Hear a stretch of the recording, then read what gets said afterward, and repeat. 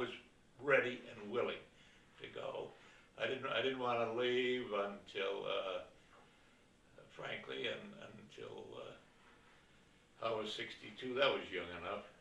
And with it came, pensions and stuff that were important to me. And so I just lived out the last few years in Macy's and did more bumming around than was necessary, and enjoyed yourself. enjoyed it. Okay. Were you one of the, I'm sure there was a class of people that came in 1934 and 35. Did most of them stay for 30 to 40 years also, or were you unusual? No, some, but most of them no. In the retail business, the tradition was to move from store to store. Okay. And you never had an opportunity to go elsewhere? Yeah, I had a number of opportunities. I first one was chain of stores up in Connecticut. They wanted me to come up and run the chain, and I've forgotten. I had 3 or 4 opportunities to leave Macy's, and good jobs. Still in the retail industry. I really never looked outside of it, which was probably a mistake also. Although I don't know. I could see, the path ahead. I was raising a family of 3. I had a very nice home in Garden City, and I was doing as well or better than my peers and like people that work for Dun & Bradstreet, or people that my friends, our friends, basically worked in New York and commuted to Garden City, and we lived as well or better than most of them, and had, as I say, a nice home, and raised a family, and sent them to private schools, and did all that I was required to do, so to speak. We traveled a lot, Madeline and I, and so I guess I was content and working hard at the job and moving up the ladder, and there I was, and I never left the place.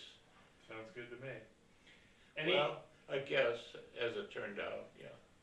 Any unusual stories from your days at Macy's? Oh, probably a million of them, but All right, why don't we turn to family?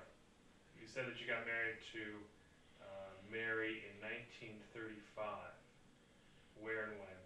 Yeah, it was a year after we both graduated, and I told you she was a very bright gal with honors that I didn't have when I got out of Penn. I think I could have if somebody, my mother insisted that we all go to college. She had never been to college.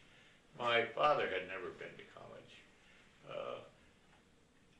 Today, as I look at bringing up a family and guiding them and helping them and advising them and knowing exactly what they were going through, is entirely different than my growing up with a family who never had any of those experiences, okay? My mother and father. I didn't get the kind of help at home that I think I gave my family as they grew up. I hope so. Well, you certainly have, no question. Hmm? You certainly have, no question. Yeah. So Past all of us. Susan was the first child, and all the baby pictures are of Susan, of course. And then Tommy came along, and then you never take as many pictures of the second child. And poor Sally, I don't know whether we have any pictures of her, but Were you mixed up there? Hmm? Sally was second. Sally was second, Tommy was third, yeah, I mixed up a little on that.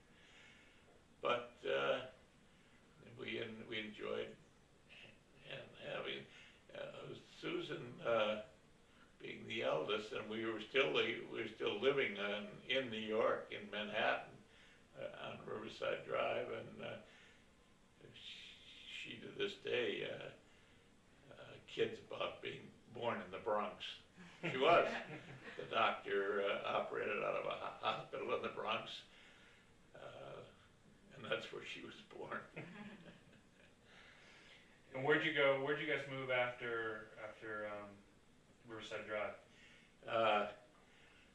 Then I moved to a little house, but it was a house, and it had, I think, 3 small bedrooms upstairs in Williston, a place called Williston Park, which was on Long Island, on the Long Island Railroad spur, so that I could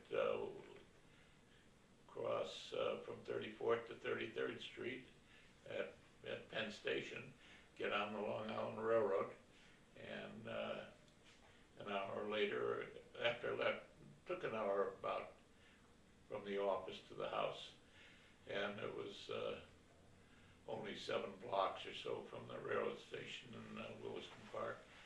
It was a small house, but it was a house, and it had 2 stories, and it had a small backyard, and it had a garage, 1-car garage, and the whole neighborhood, and it's still the same neighborhood, was made up of these, it was a development, but not a recent one, probably 20 years old when we moved in there. But lots of young people like ourselves were living out there because the price was right, and that's where we met many of our close friends, most of whom are gone now. Does that include the Hates? The Hates were there, and Madeline was a very close friend of Mildred's, and Brad worked for me. That's how we got. He had worked in Washington during the war, the Defense Department or someplace, and then we had one of our vice presidents had been in, I don't know what branch, the Defense Department, I guess, in Washington during the war. Very good job, and he recruited a number of people that he had seen down there, and Brad was one of them, and a couple of others he brought to New York.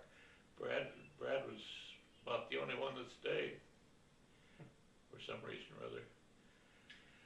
What do you remember of those years before the war when the kids were born? How do you remember the times being? Oh, in the 30s? The late 30s, early 40s. Oh, busy raising a family and making the ends meet, and